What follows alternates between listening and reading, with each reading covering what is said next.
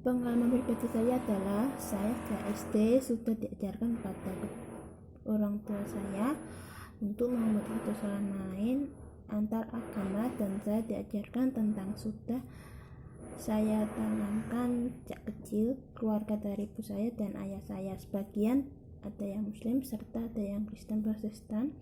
Saya juga mempunyai teman TK sampai SMA yang muslim, dan kita saling menghormati, menghargai, saling menyayangi satu sama lain di antara perbedaan agama yang ada. Saya juga ketika lebaran saya mengunjungi sanak saudara yang mayoritas muslim serta saudara saya yang muslim, dan mengunjungi saya ketika hari raya Natal itu tiba.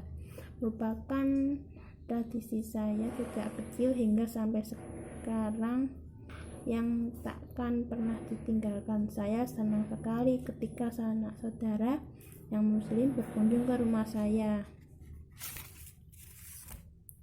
Pada suatu hari, ketika saya dan teman saya diajak ke suatu desa, di desa itu saya melihat ada toleransi yang sangat kokoh dan tidak ada yang membedakan antar suku, agama, dan ras. Mereka saling tolong-menolong dan saling menghargai perbedaan. Jadi di desa itu sangat kental rasa persaudaraan dengan adat istiadat yang menjunjung tinggi, dan di desa itu sering menceritakan hal-hal lucu tentang sapi yang sering mengelus-ngelus si kambing sampai kambingnya menjauh dari sapi. Nah, saya ambil dari nilai budaya. Nilai budaya itu seseorang yang tidak banyak bergaul dengan individu, dengan mereka yang berbeda budaya tidak akan sempurna sebagai individu. Mereka ini hanya memahami kelompoknya sendiri. Dalam bahasa pergaulan, kuper berarti kurang pergaulan. Orang yang banyak bergaul dengan mereka yang berbeda budaya akan lebih bijak. Ia akan bijak dalam memutuskan masalah, punya kemampuan memahami orang lain lebih baik, dan punya toleransi tinggi. Masalahnya mereka yang bergaul dengan banyak orang berbeda budaya akan dituntut memahami orang lain itu agar pesannya diterima. Nah, ini saya ambil dari nilai budaya yang dari buku ilmu komunikasi.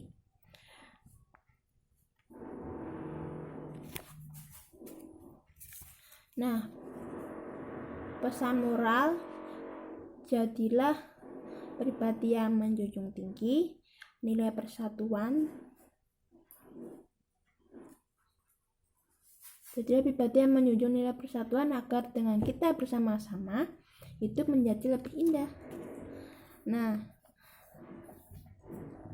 ini belum lagi jika Anda pernah kuliah di luar negeri, tentu akan banyak ragam budaya dari teman-teman Anda itu. Tentunya pula akan makin banyak perbedaan dalam berkomunikasi. Bisa jadi mereka bercuma di depan umum hal biasa, tetapi bagi Anda orang Indonesia itu sangat aneh. Itulah yang budaya yang mempengaruhi bagaimana orang mengekspresikan banyak hal pada orang lain.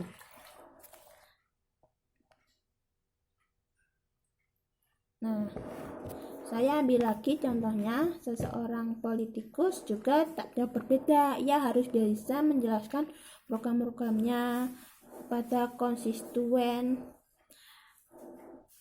yang memilihnya. Pejabat pemerintah apalagi banyak pendapat antara presiden dengan wakil presiden atau para menteri-menterinya hanya masalah komunikasi.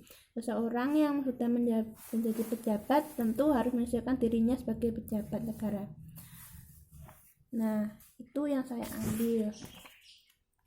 Dalam masyarakat plural, individu dituntut untuk memahami dan bekerja dengan orang lain. Bisa memahami dan bekerja dengan baik tentu saja harus dilandasi saling bisa memahami satu sama lain. Seseorang dituntut punya keterampilan dalam mengekspresikan sudut pandang dan memahami sudut pandang orang lain. Jika seseorang hidup dalam bermasyarakat plural dan punya kemampuan bergaul dengan baik, ia telah mempunyai potensi memaksimalkan komunikasinya secara efektif. Komunikasi efektif tentu menjadi kunci keberhasilan dalam proses penyampaian pesan. Dampaknya Anda akan mendapatkan keuntungan lebih banyak lagi bagi keberhasilan berkomunikasi. Nah, sekian dari saya dari toleransi. Okay guys, thanks for watching. Bye bye.